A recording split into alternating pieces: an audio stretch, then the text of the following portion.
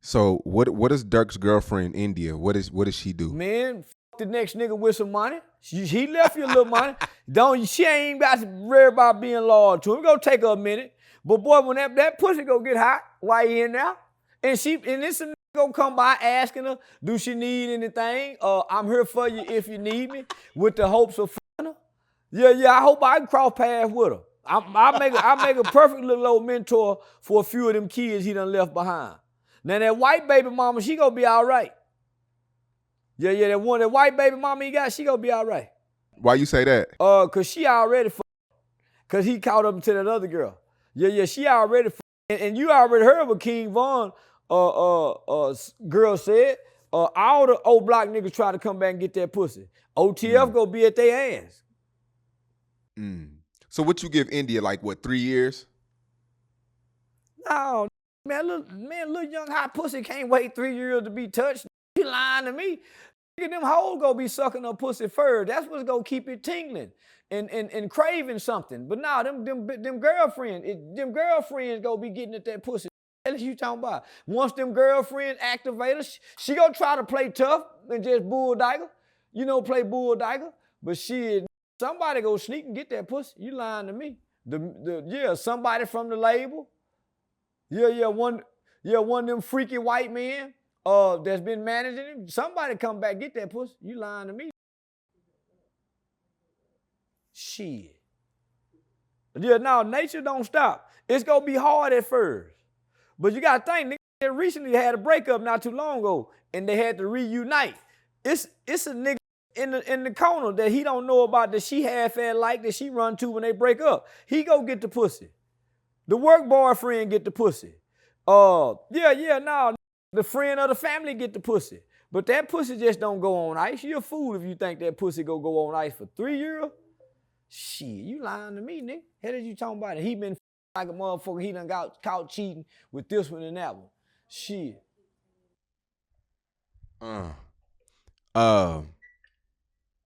Yeah, man, crazy situation. I mean, it come out of nowhere. That's what's so shocking, homie. That's what got the internet so rocked and shook. The whole industry, homie. It come out of nowhere, homie.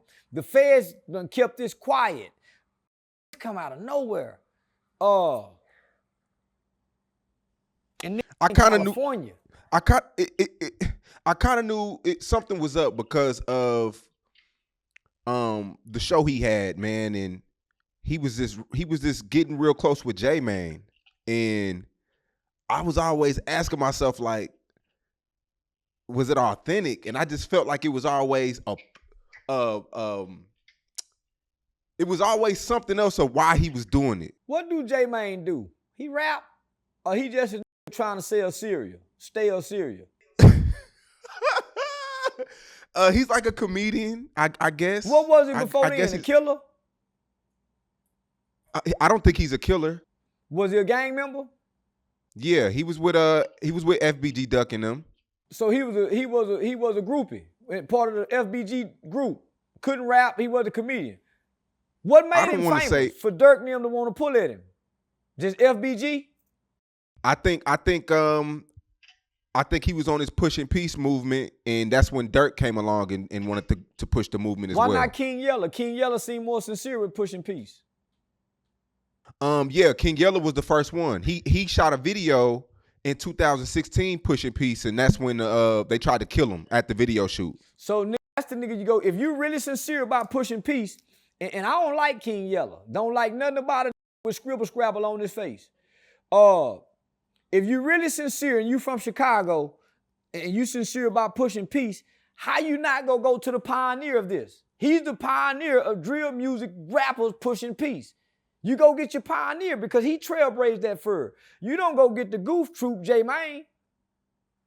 Nobody can take J Mane serious because when he gets you on the platform, he whooping you. It's hard to take that serious with pushing peace and whooping, and you got all these mothers that's still in pain. You got a with a cereal box talking about pushing peace.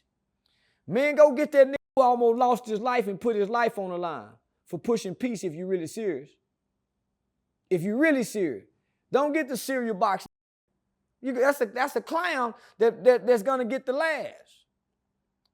So now, man, I think J-Mane took a lot from your book. I think he seen a character and he mixed the real life with the character. He used to try to book me all the time. He used to call me out. I would never respond to him. I would never respond. Why? Because I didn't take him serious. I ain't taking no nigga serious with a cereal box in his hand every day. That's a boy to me. That's a boy. I'm looking, nigga, I want to sit down and have some substance. I ain't finna sit down no nigga whooping. Whoop, whoop. And I gotta ask you the whoop question. Man, nigga, I ignored that nigga that nigga called me about 10 times. Man, I wouldn't even respond to that nigga. V tried to plug me in with him. Nina tried to hook me. Man, I'm not doing nothing with that nigga. I'm gonna keep a cereal box with him. I'm gonna take him serious. So had you, man, I sit down with a King Yellow. Even though you don't like him? Yellow. But I wouldn't sit down with a man. But he come along after everybody died, then went to jail. And I don't see him pushing peace. I see him pushing his platform and trying to get his cereal sold. I don't see him back in Chicago, my reaching back to the mothers who have buried their children. If you really pushing peace, you have to go back and get JoJo and them mama. All them kids who gonna die, Tuka mama. That's where the peace come from. They pain, they voice, they tears, my nigga. They hurt. That's what healed the peace, niggas. That's why I put the murder change me event together, nigga, because that's what brings the healing. That's what mama and them talking. Not the niggas who once was a part of it. Yeah, they come along with mama and them, but you can't separate the street and leave mama and them out of it. Because that's what make us listen, man, them turtles. You was there, man. You saw how, man, that room was some powerful shit. Yeah, it was. Yeah, Rainwater fucked up trying to sell it and make it about money, but nigga, that was some powerful shit. Oh, my bad, shit. That was some powerful shit. So, homie, you go back and get those mothers and find a way, you find a way to create a platform, homie, that helps them heal. Their healing is what brings about our convictions to feel bad about being a part of this. But talking to the killers, when they got a platform that's paying them, when the cameras come on, everybody playing. These niggas playing. They got a cereal box. They went, homie, so now go get the real pain of that community. Mothers who have lost children that we don't know nothing about. There's other people that died out there, homie, but behind this. That we don't know nothing about, but they mothers, they children, they brothers, they sisters. Men, go tap into that pain of Chicago and watch you get peace. But they're not tapping into the pain of Chicago. They tapping into the entertainment side of Chicago. Yeah, no, you're definitely speaking facts. But I do want to say this, though. He has sat down with people in the same room as him, interviewed people who they probably would have killed each other 10 years ago. So that was a big step. In the name of content creation, where we get a check, and we joke around and doing it. You don't, homie. 2 people who wanted to kill each other 10 years ago don't heal the community by them sitting down. That's why the truces never mean anything. That's why when the gangs come together, because they ain't lost nothing. They lost a homeboy. A homeboy crying compared to a mama crying. Good, come on, that's a whole different weight on the scale. Hearing them women choke up, men make a nigga walk out the room and wipe his eye, man, shit. Nigga, that's why I put the killers who have killed. I went and got a judge, I went and got a prosecutor, but ultimately, the pain of those mothers. Hearing Miss Dominique voice crack up, homie, nigga, that get me every time. Watching Mama Duck break, that get me every time. Lil Snoop mama. Mo 3 mama, homie, that get me every time. But listening to the killers talk, you niggas just don't want to go to jail no more. And you niggas understand consequences. That's why y'all ain't killing each other today. 10 years ago, y'all didn't understand consequences. You was a kid at 19, 20 years old, coming from trauma, coming from poverty, with an undeveloped brain. Now your brain is developed. You have logical ways to think now. And you understand if you do this, you going to jail. Compared to when your brain was undeveloped, you knew it was wrong, but you didn't have a full understanding of what you were really doing and the consequence of what you do. Now you understand consequences. It's easy not to kill now, scared ass. You understand consequences now.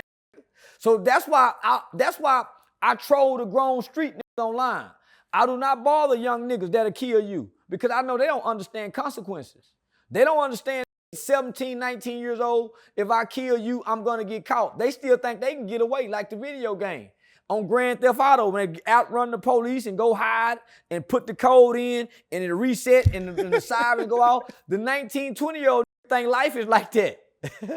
But the nigga 27, 28, 30, the Lil Durk them age, now that they understand consequences, now they want to put on the kufi hats, they want to take their shahadas, all that shit, because they understand consequences. But nigga, you can't avoid killing. If you done killed before, nigga, that shadow will linger over your head till you die.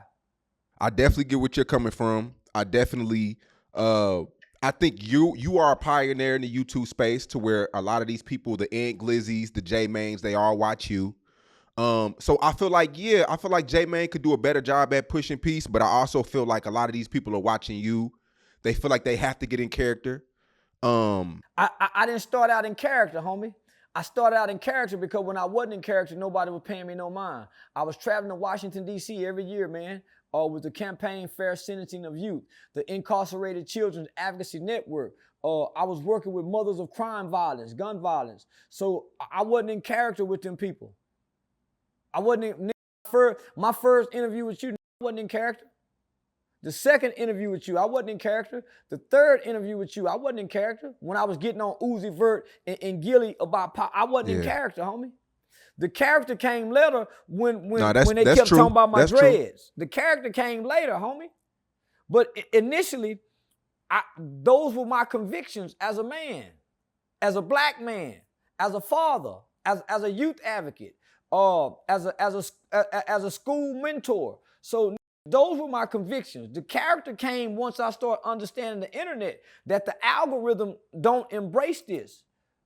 So I'm saying, it's hard for these mothers. It's hard for the people who,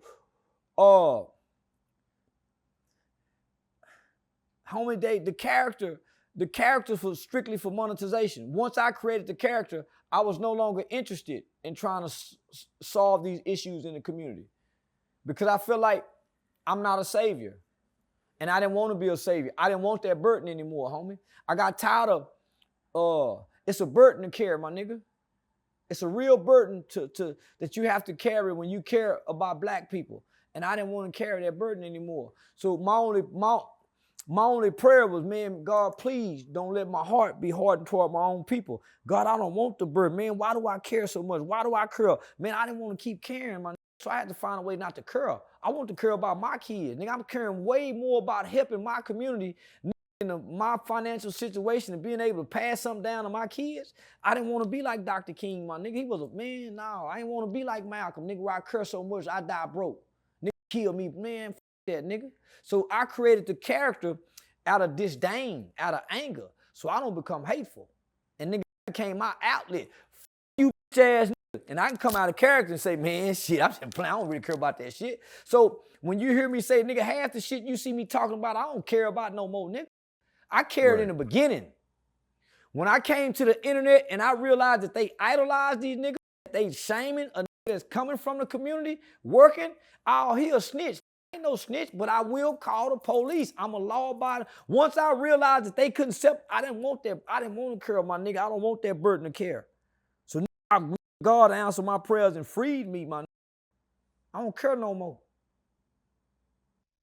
And I do want to say too, J-Main, him pushing the cereal, that was a brand that got him closer to kids. That cereal helped the kids get in tune with the pushing peace stuff too. And he does do interviews with moms. Like I've recorded interviews with Well, good for that. Yeah. I would never do an interview with him. Yeah, never. I would, He ain't on my level intellectually. I cannot see me and him sitting down and having a real intellectual conversation. So that's good for him, homie. Not that I'm trying to knock him. I just look at him and would never take him serious based on the fact he a whoop serious nigga. Yeah, I thought that was a retard. So I salute him for what he doing. But you can't reach kids. I ain't gonna say you can't. because minds are so young and impressionable, so it's easy to impress upon children. See how no mother that's got tears in her eye can sit across that with a box of cereal and have a real conversation. So that's all I'm saying. Before we move on, I just want to say the Durk thing is crazy.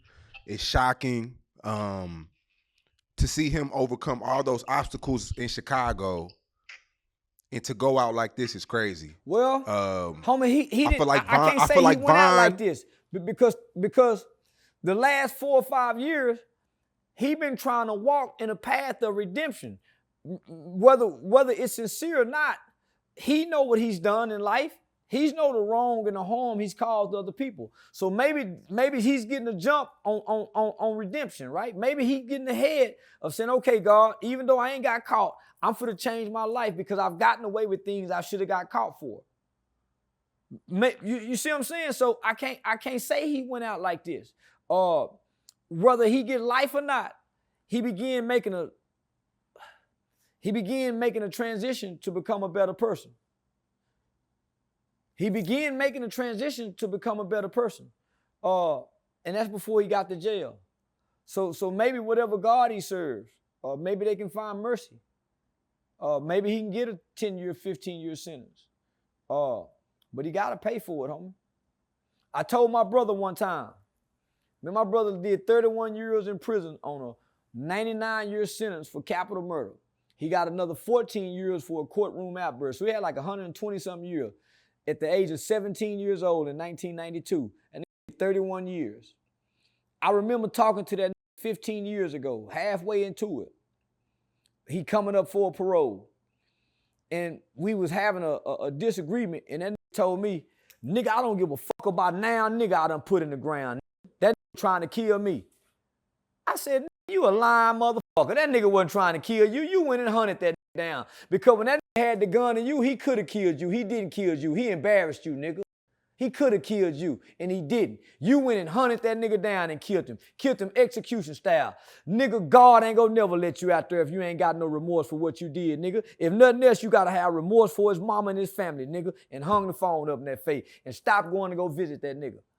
I stopped visiting my brother, nigga, because I had remorse for our victim.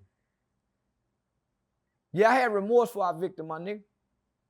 So, and I had empathy. So now, my nigga, you gotta change the conditions of your heart, nigga, so you can have some empathy for the lives you done took and the people you done hurt, my nigga. So, yeah, hell no. I think all this is King Von's fault. But then again, on the Catch-22 Hold up, side, nigga, you think all this King Von's fault? Yeah. Why you say that? I mean, he signed Von, and then he knew Von was a killer. Didn't him and Von get into a situation where they had a shootout, and once Von got killed, he blamed Von for the pistol case or whatever, the shootout? Yep. Nigga, that was his partner. Don't he wear V-Roy on his hat representing Von? Yeah. How you blame Von? No. I blame everybody involved individually. No one person takes the blame for this, my. We've been operating as a gang on 4-nil. Now we've been on 4-nil, my. And we've been on 4-nil since we were little niggas. If he never would have signed King Von, I think he would have been in less drama. Well, you blame him. A lot of the drama started. You blame the label. You blame everybody who allowed these kids who knew they was killers. I blame the label. Don't blame no motherfucking kids. I blame the label, nigga, that went and signed them and propagated and promoted and commercialized BD and GD killing like they did Crips and Blood. Remember, homie, Crips and Bloods were commercialized to us. It was propagated. It was projected to us. Same with this shit. It was just a new generation. So I blame the labels, nigga. Blame them motherfucking kids. They was already and would have been killed anyway. Yeah, but Durk signed Von. Man, the label allowed him to sign Von. The label pushed him. The label pushed Von too now. Gilly, Wallow, I blame people like them. Steve, everybody who embraced King Von is who I blame. And they knew he was a king. That's who I blame. Everybody who embraced King Von. So don't cry for Durk now.